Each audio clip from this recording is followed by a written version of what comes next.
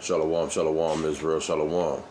It's your brother Joshua back with another quick coffee break and a quick exhortation for the brothers and sisters in the truth.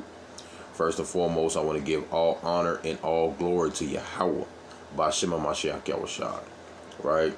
Shabbat shalom to the 12 tribes scattered abroad, right? I wanted to come to you real quick with a quick video to remind you that we are in a time where spirits are being sent out on the earth, and their sole job and sole purpose is to destroy you and pull you away from the living water, from the Most High, His Son Yahushua, man, right? And we always know, particularly around this time, the Passover, that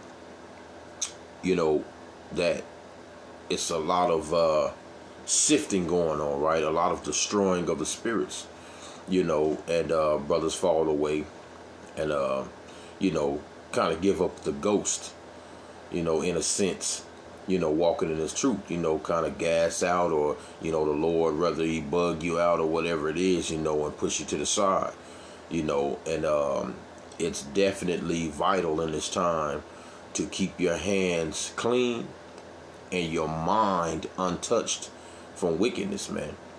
And always start thinking about your thoughts and guide yourself from the wickedness that the world, the pollutions and everything that this world has to offer, because there's nothing good in this world at all. Everything is vanity, right? Everything is for naught. All these things are going to pass away, right? Let's get a precept real quick on that, right? Let's get a precept real quick. This is the book of Ephesians, chapter 5 and verse 15. It says, "See then that ye walk circumspectly, not as fools, but wise, redeeming the time, because the days are evil." And the days are getting darker and darker. They're getting colder and colder, man, as you go on in this walk, right? And we all have to be mindful of what's going on around us. The Lord, sends these spirits on the earth, to test you in a sense, and also destroy you. If you're occupying your hand with wickedness, your mind is always full of madness and foolishness all the time, man. The Lord is going to eventually destroy you out of this thing. That's why you have to always keep your mind focused on righteousness and not dealing with, wickedness of the world, right? You always got to protect your mind for these evil thoughts. These spirits, they try to tap into your mind, man. Satan, he will tap into your mind and start, trying to pull you away from the Lord, man. Giving you all type of wickedness, man, trying to feed you with, oh, your job is going to pay you more if you stay here, if you focus your time on your job, and you can build up and move up into this certain position. Oh, you might have to sacrifice some reading, or you might have to sacrifice time with your family, that teaching them, or whatever it is, man. Oh, that chick that you've been trying to get to, man. Yeah, She feeling you, brother. You might want to start, putting your time to her and start dealing with her more, and then maybe you can bring in the truth. Maybe you can do that. She might still drinking, smoking, be clubbing and all that, man. But hey, dude, just pay attention to her. No. You have to be focused on the kingdom, man. Focus on the Lord and always doing what He has for you to do, what He brought you in this thing to do. Right? Building up the wisdom, knowledge, and understanding in these last days that He gave you, man. And keeping your mind unspotted from the world. Right? Let's get this precept real quick. Right? Real quick. This is what I want. Right? Shalakia, Israel. Let me see real quick. This is what I want. No, matter of fact, that's not what I want. Let me get Luke real quick, right? So we got to occupy, man. We have got to occupy our minds, right, until the Lord comes, right? So this is Luke chapter 19 and verse number 13, and it reads, "And he called his 10 servants and delivered them 10 pounds, and said unto them, Occupy till I come." So the Lord called us to occupy our minds, man, with what? The wisdom, knowledge, and the understanding of the scriptures. Occupy yourself in the prophecies. Occupy yourself in, the understanding of the Lord. Repenting, right? Loving your neighbor, right? Getting yourself separate from this world. That's what you want to do, is occupy your time, man, with being in the knowledge and increasing in the faith in these last days. Because the evil times are upon us. And it's just going to get darker and darker and darker, man. So we must be walking circumspectly, man, not as fools, but as wise, redeeming the time, buying back that time that we've lost in the world, redeeming that time, because this time is evil, man. We got to buy back those things. And while we have this grace period and the time to get our hands unspotted and clean and wash the blood off our hands, man, this is how we do it, by the word, man, and repenting on the daily, man, and keeping our minds clean and focused from away from what this world has to offer, man. And we got to be about what the Lord has called us to do, meaning being about his business, like Yahushua was, man. Let's get another precept real quick. Let's go to Luke chapter 2 and verse 48. It says, "And when they saw him," right? This is Mary and Joseph looking for Yahushua when he was younger. It says, "When they saw him, they were amazed. And his mother said unto him, Son, why hast thou thus dealt with us?" Right? "Behold, thy father and I sought thee sorrowing." So they asking, man, Yahushua, why you run off and dip off like that at a distance? Man, we've been looking for you. Right? And he says, "And he said unto them, How is it that ye sought me?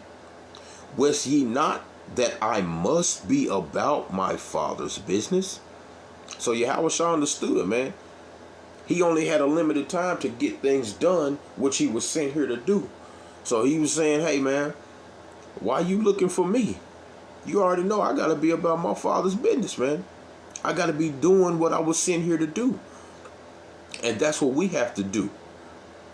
Right? As the righteous men and women of the Lord, we have to be occupied and be about our Father's business in these last days, man. Because seeing everything is going to be destroyed eventually, everything's going to be done away with. Everything here is an illusion.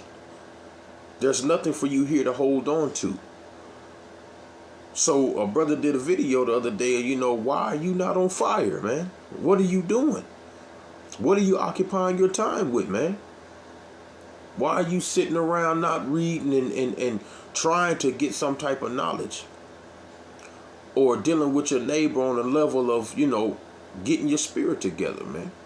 Praying, fasting, watching the things that's going on in the world. What are you doing, man? Because what you're doing is emptying your mind, oozing your oil out that was given, and then you're making room for spirits, for demons to come in and plague you. Right? To make you be separate from the Lord, man. Causing you to go off. Right? Let's get a precept. Right? On that. One of the classics. This is the book of Sirach. Chapter Salakia. Right? This is the book of Sirach. Chapter, it just escaped my mind. But I'm going to find it real quick. This is the book of Sirach. Oh, I'm going the wrong way.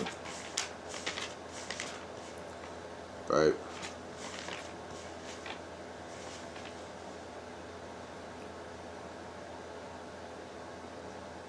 Dang, Salakia. Just slipped my mind. I hate when that happens, man. I think it's 33 and verse number... That's not it. Okay, let me bring this one out. I think this is what... Con. The book of Sirach, chapter 38 and verse 24, it says, the wisdom of a learned man cometh by opportunity of leisure, and he that have little business shall become wise. Right? So when you have little to nothing to do, you should really be in the scriptures, man. You should really be, building yourself up in the knowledge and the understanding of the scriptures, man. And that's what it is. And a lot of our people, occupy our time with things that, don't profit them. Right? Full of wickedness and foolishness that it's no profit to them. Right? So the Lord said, through the opportunity of your leisure time is when you should be gaining the most knowledge, man. Right? And sometimes, like I said, sometimes you might not, be on fire as much that day. Sometimes you might not be in the mood to, quote unquote, be reading or whatever. Or sometimes you might just be reading just to read, to say, hey, well, I did my chapters today or whatever, and this and that. You got to kind of fight yourself, man. You got to fight them spirits sometime, man. You got to redeem back that time that you've lost and that you've given away. A lot of our time that we just sit around and just absolutely do nothing, or focus on what is in the world and the problems that we have to be, deal with in the world, we tend to forget about what we have to do for the Lord. So whatever you're focusing on in the world, on the physical, is where your mind is always going to be occupied at. So you cannot always use your downtime to be putting your hand to the plow in the world. Sometimes you got to set aside that time to be working in the favor of the Lord, man. Right? For yourself. Right? Because the Lord gives you that opportunity to do so. And the Lord don't need none of us, man. So if you refuse to sit with him and sup with him, then he might leave you and go on, hey, man, and do whatever he got to do with somebody else, man. And you don't want to, put yourself in that position to allow that to happen. You got to hold on to your crown in these last days and take the advantage and the opportunity that's given, right, when the Lord presents it to you. And a lot of times we allow that thought to, escape our minds and not think, well, okay, I got a little bit of time. I got a good 20, 30 minutes, man. Let me sit down and catch a couple chapters in, or go over a couple precepts, or see what's going on in the world, the prophecies that are unfolded.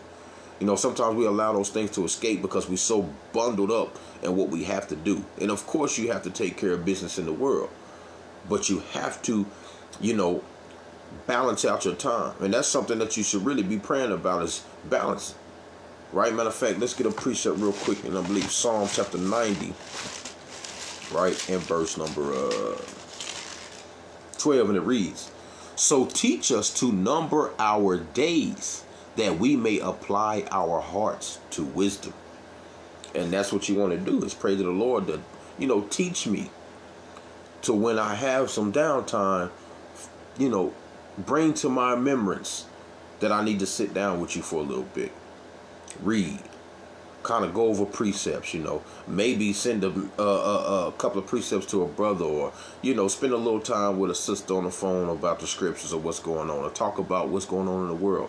Apply whatever time you have to the wisdom of the Lord, rather than everything that's going on, outside of this thing. Because a lot of times, like I said, wherever your heart is, meaning your mind, is what all your treasure and your actions and everything is going to be. That's just what it is, right? We go to the classic in Matthew 6, man, because it tells you that in the scriptures, right? It's the book of Matthew, chapter 6 and verse 21.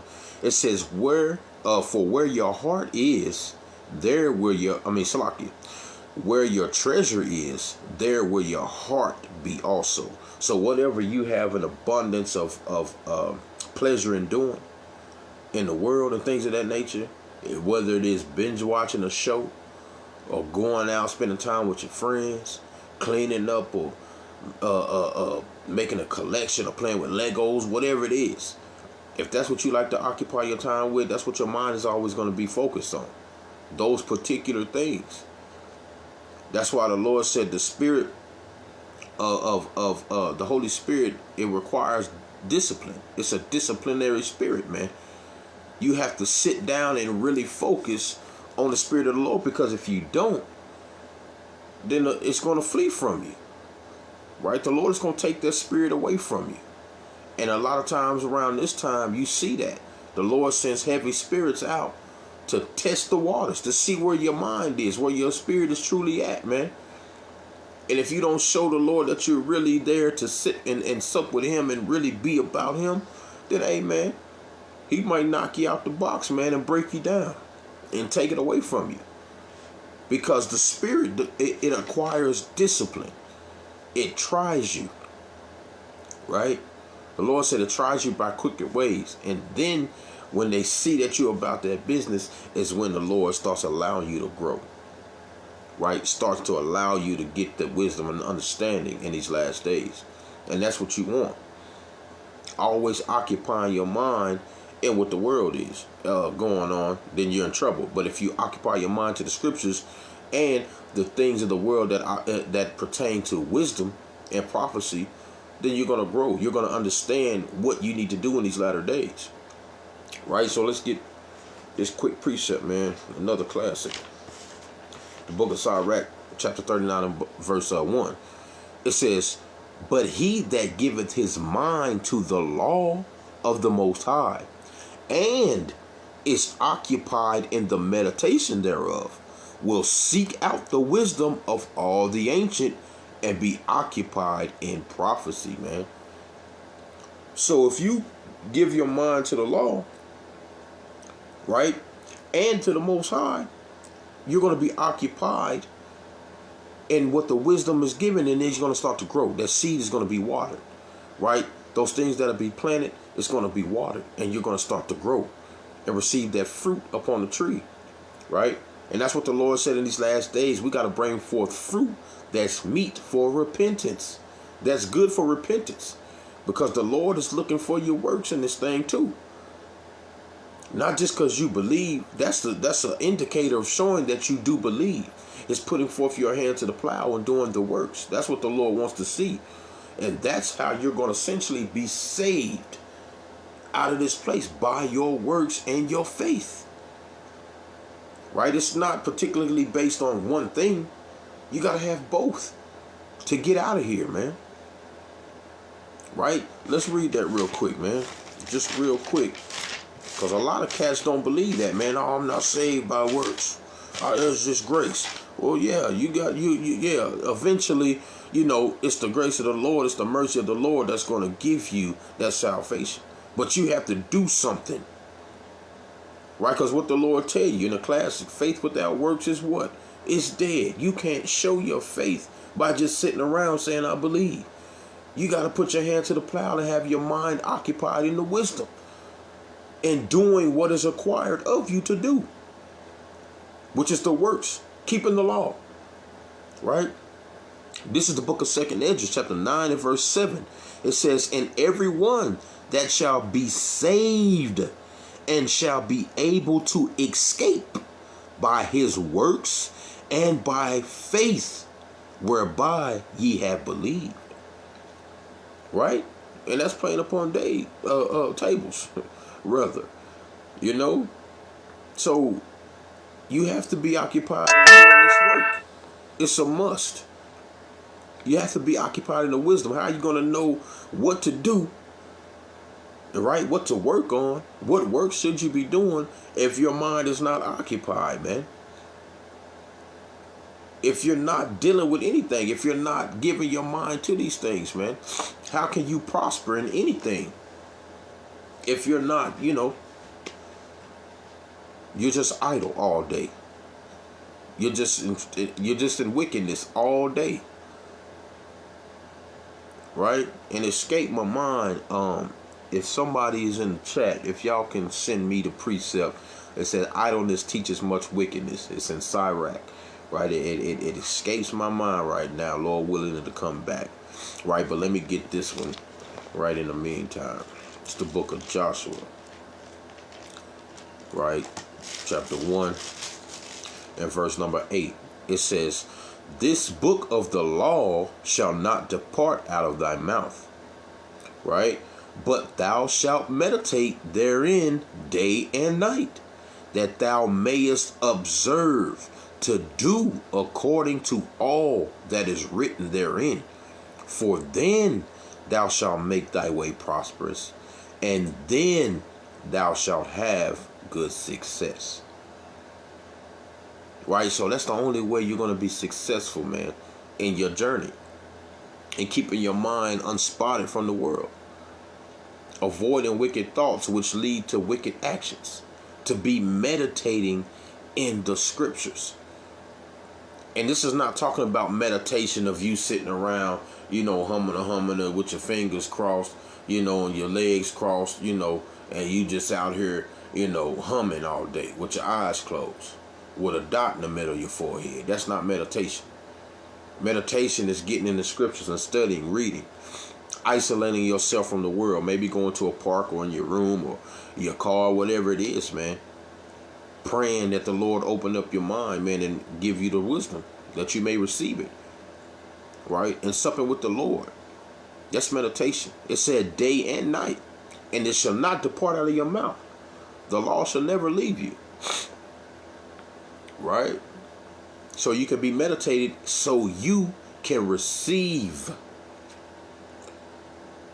that reward at the end of the day from the Lord, man. And be successful in your journey with following Yahweh Shai, man. In these last days. So we got to be moving like our forefathers, man. Let's get one real quick in Genesis. Right? Genesis 24. Like our forefather Isaac. Right? It's the book of Genesis chapter 24. And verse 63, and it says, and Isaac went out to meditate in the field at the eventide, and he lifted up his eyes and saw, and behold, the camels were coming. So Isaac has separated himself to meditate, man, with the Lord, right? To give himself time for the Lord, man, and occupy on the meditation of his mind, man. Cleanse his mind of, any type of wicked thoughts or things of that nature, man, and receive more wisdom, knowledge, and understanding from the Lord. And we got to be moving like our forefathers in these last days, man. It's really build up that spirit of strength when we don't feel like doing the work. When we don't feel like reading, or if we don't want to fast and things like that, we have to overcome those spirits, because those things are starting to become more heavy and heavy on brothers in these last days, because it's the trial before the fire, before that last hour of temptation, man. These things are sent off to see if you really about this thing, man. And it's definitely hard. It's a condition of the battle, man. And we gotta fight these urges to be wanting to sit back, man, and do nothing, and allow evil thoughts to creep in our mind, because we occupy our time in TikTok all day, or binge watching shows, or out in the world at the beach somewhere, or at the mall, or doing whatever you're doing, man, filling your eyes full of vanity and wickedness, rather than filling your eye full of the knowledge. Because the Lord told you, if your eye be single, then your body's full of light. But if you feed your eyes that darkness, then how great is that darkness going to build up inside of you? And when that darkness comes in, it's going to push out all that light that was once there, to where you're cast off into utter darkness for not meditating and receiving the knowledge, man. So you want to ask the Lord to help meditate, pleasing thoughts, man. Keep your mind stable on righteousness. All right, let me get these two precepts real quick. All right, let me read this one first in Psalms 19. All right, it's the book of Psalms. Real quick, it's a lot. Let me get there. It's the book of Psalms, chapter 19, and verse 14. It says, let the word of my mouth and the meditation of my heart, right, be acceptable in thy sight, O Lord, my strength and my redeemer. And that's what we need to be asking the Lord in these last days. Allow my mind, man, the meditations, the things that I think, allow those things to be pleasing unto you. Whenever there's a wicked thought that creeps into your mind, man, and you want to go back into your old ways, or any type of new wicked thought come into your mind, man, quickly rebuke that thing and ask the Lord to allow your mind to be pleasing. Your thoughts that come out of it be pleasing to Him, right? That's why we got to guard our minds in these last days. We got to really guard our minds in these last days, or else we're going to be destroyed. Right? Matter of fact, this is Proverbs chapter 4 and verse 23. It says, keep thy heart with all diligence, meaning being diligent in what you're doing. You're steadfast, you're concrete, you're solid on what you understand and know and believe in. Be diligent in that thing. Keep your hand on the plow and keep, doing that work, man. Make it a habit. It says, for out of it are the issues of life. So out of your heart is the issues of life, man. Put away from thee forward thoughts. Salakia. Put away from thee a forward mouth, and perverse lips put far from thee. Let your eyes look right on.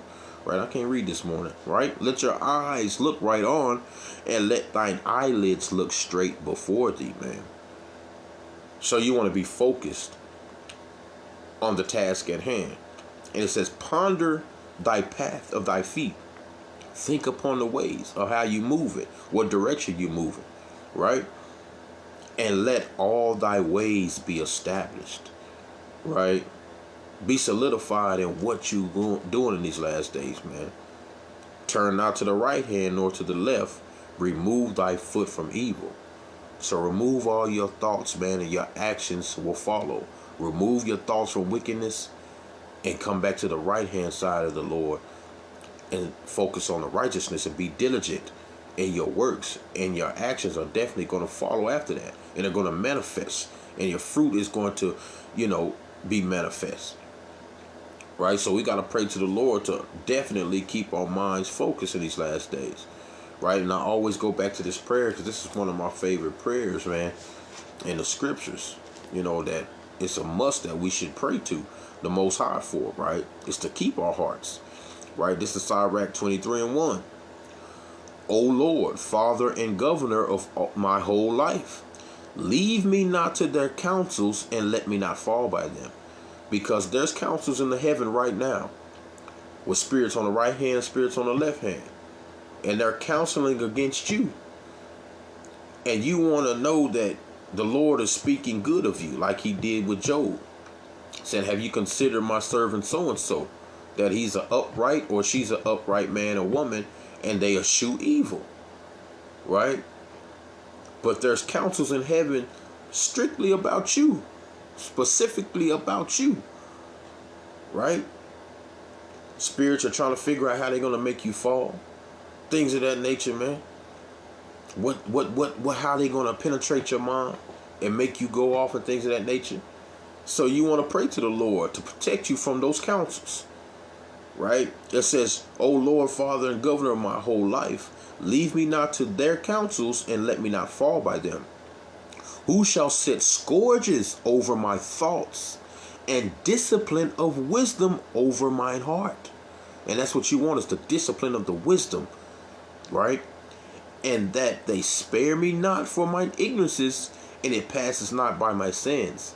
Lest my ignorances increase, and my sins abound to my destruction. And I fall before mine adversaries, and my enemies rejoice over me, whose hope is far from thy mercy. O Lord, Father and God of my life, give me not a proud look, but turn away from thy servant. Salakia. O Lord, Father and God of my life, give me not to a proud look, but turn away from thy servants always a haughty mind, right? I don't need a proud mind, Father. Turn away from me vain hopes and concupiscence, right? Those filthy, wicked, nasty thoughts and things of that nature, and vain hopes of coming up in the world, being rich and all these things, man. right? Get away from me those vain hopes, right? And concupiscence, that thou shalt hold him up that desirous to always serve thee. So if you rid me of those wicked thoughts and things of that nature, then it's going to hold me up, because I desire to always serve you and follow you and search for you, right? And it says, let not the greediness of my belly nor the lust of my flesh take hold of me. It give not over me thy servant to an imputed mind, man. And that's what you want to pray for, that the Lord don't give you over to that imputed mind, man. You know, and that the lust of your flesh, the things that you think of and stuff, that you put your hand toward that, and your thinking process towards the lust of this world, rather than the wisdom, knowledge, and understanding of the Most High, man. Right? So that's what you want to do. You want to always think upon the good things of the Lord, the right hand, the years of the Lord, what he's done for you, the law, you know, get the wisdom, knowledge, and understanding, and keep yourself unspotted from this world, man. Right? Let's bring out this last precept. Let's get Philippians chapter 4. Right? The book of Philippians. Right? Chapter 4 and verse number 8. And it reads, finally, brethren, whatsoever things that are true, whatsoever things that are honest, whatsoever things that are just, whatsoever things are pure, whatsoever things are lovely, whatsoever things are good, of a good report, if there be any virtue, and if there be any praise, think on these things. So whatever is honest, whatever is true, whatever is just, whatever is pure, whatever is lovely, think upon those things. Right? Which are the laws, statutes, and commandments of the Most High, man. The wisdom, knowledge, and the understanding of the Most High. That's the pure, the lovely, the honest, and the truth, man. So hope this was edifying. Hope you take these precepts and apply them to your life, man, and occupy your time in these last days with the wisdom, knowledge, and understanding of the Most High. It's been another one from the Most High to you. How about Shem Yahushua Barakatham? Shabbat Shalom.